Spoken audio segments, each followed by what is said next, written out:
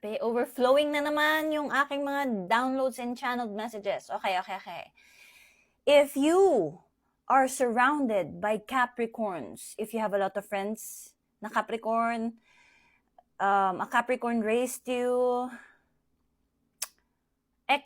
Capricorn excess, relationships that seems like you cannot escape Capricorns, I'm gonna tell you this. This is not rage baiting or anything, but you're doomed. It means you are a stubborn soul, a stubborn being. You know why? Hindi ako nagbubuhat ng bangko dahil Capricorn ako, but Capricorns are Saturn ruled. We are a walking karma. It doesn't mean that we're perfect and that we can, take advantage of our Saturn energy or our power. Okay? Again, hindi kami excuse sa karma. This is why we are a walking karma. Kasi nakakarma din kami. I know how karma works. We know how karma works. So we cannot, power trip or use our power to harm others or, what do you call this? We cannot manipulate ourselves being a walking karma. If we're using our power sa masama or makalamang sa innocence, hindi pwede. Okay? Nakakarma din kami. Pero pag may intentionally naghatak sa amin pababa, 10 times ang karma, 10 folds. We are here, we were trained, that's why ang buhay namin bata pa lang, challenged na. Kasi we are meant to lead. Okay? Again, hindi kami perfect at merong unhealed na Capricorn, kaya they're in a constant loop of karmic lessons. Kapag ang Capricorn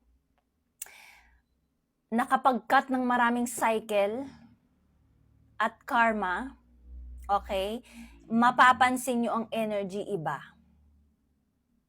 Okay? Kasi natuto.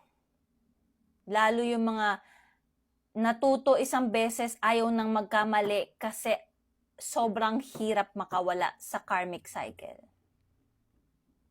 So now, if nagsisend sa'yo ang universe ng puro Capricorn, may something sa'yo na hindi ka nakikinig.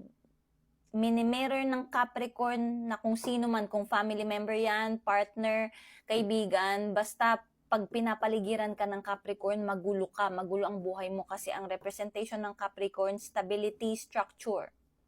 Especially kapag healed ha. Kapag unhealed, mini-mirror ng unhealed Capricorn sa'yo yung unhealed version mo, yung mga dapat mong i-heal. Again, mirror pa rin, karma pa rin. Okay? Kapag naman healed ang Capricorn, ibig sabihin, you have a potential to heal or meron ka ng thinking or awakening to heal, kailangan mo lang ng konting push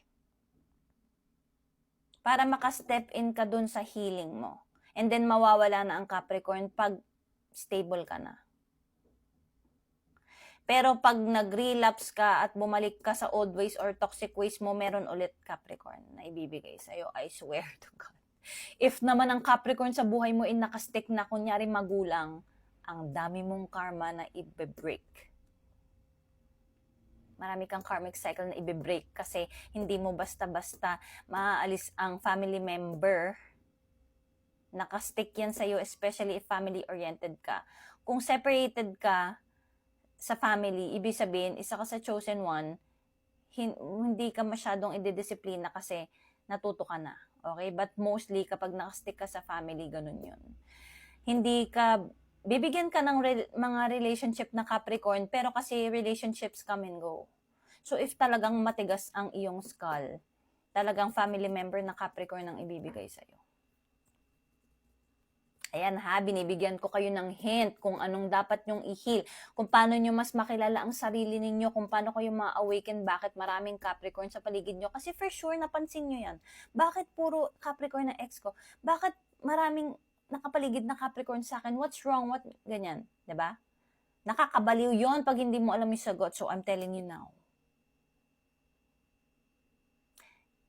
Ako, napansin ko sa journey ko, dinadala ko sa mga taong chaotic, matigas ang ulo, all over the place. Kasi they need structure. Yung akala nila that's working for them is not working for them. Pero inaalis na ako ng universe sa mga tao na yun kapag matigas talaga yung ulo. Kaya bigla akong nawawala sa buhay nila, hindi na nag-a-align, okay? At ayaw ng universe na madedrain ako kasi wala na tayong magagawa sa matitigas ang ulo. Bibigyan na lang sila ng another lesson. Kasi I have something else to do. Okay? Hindi ako nagpapaka-special. Yun lang talaga yung power ng bawat zodiac sign. May kanya-kanya tayong advantage and disadvantages. May mga lessons tayo at meron din naman tayong mga rewards. If you choose to continuously heal, okay? Ang matitrigger lang ng mga video na to, nakiyabang naman ito, pabida, ganyan, is yung may mga insecurity. Yung mga nagpo-project ng insecurity at problema nila sa ibang tao. Kaya they take it personally. Okay? And I hope this helps. Free yourself, okay?